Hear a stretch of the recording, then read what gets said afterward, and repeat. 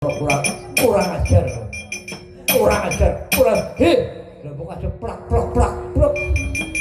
wong ndas ana pajuke kok mung gawe plak lah nek pancen tak anton ndasmu ora trimo arep apa kowe ora trimo arep apa nesu jengkel ayo jengkel sampean kepengin ngurus jengkel kula napa iya aku pengen ngurus jengkelmu lho aja ngenyek karo wong desa sampean lha apa kula wong tani kula wong desa gawean kula ngarit deres nek kula ming gelut karo sampean kecil tak ngomong kecil apa iya dinyatake dibutake kula rasa dadak ngeplak sampean ora rasa dadak ndolit sampean ketrajan aji-aji kula ora kelakon sambat tempuaken kali kula coba apa aji-ajimu ayo tibano marang aku siruna sifat demamlah lupaton ningal kalau perut jam semimpang apa lha kok aja jorok-jorok kaken lah nganti rapalane kelalen ya kita kapal-kapal angel-angel malah sirula sifat demamlah lupaton ningal rep sidem semimpang sirep penjabang bayine sampeyan sinten apa sampeyan namine sinten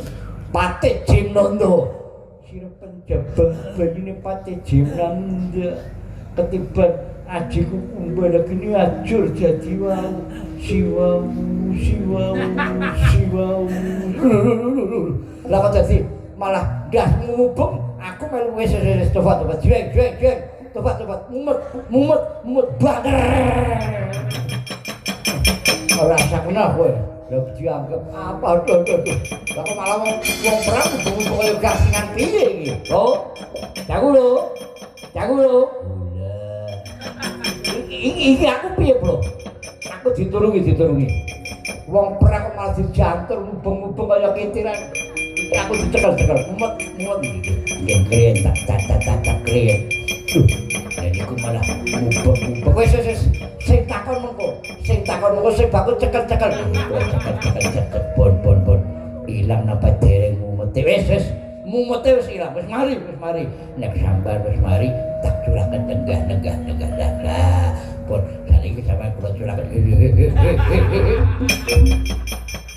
Kagak malah nyetrum tengkul kaya dolalak bae nyetrum mendem nular ora patut banget aku malah wong dapure Allah ning kok cangkeme mandi temen maca makume ndase mubeng-mubeng aku kok melu mubeng sirula sifat mlaku ayo liyane bedes kaya nyemayani wong emes liyane tak sira-sira ana sibon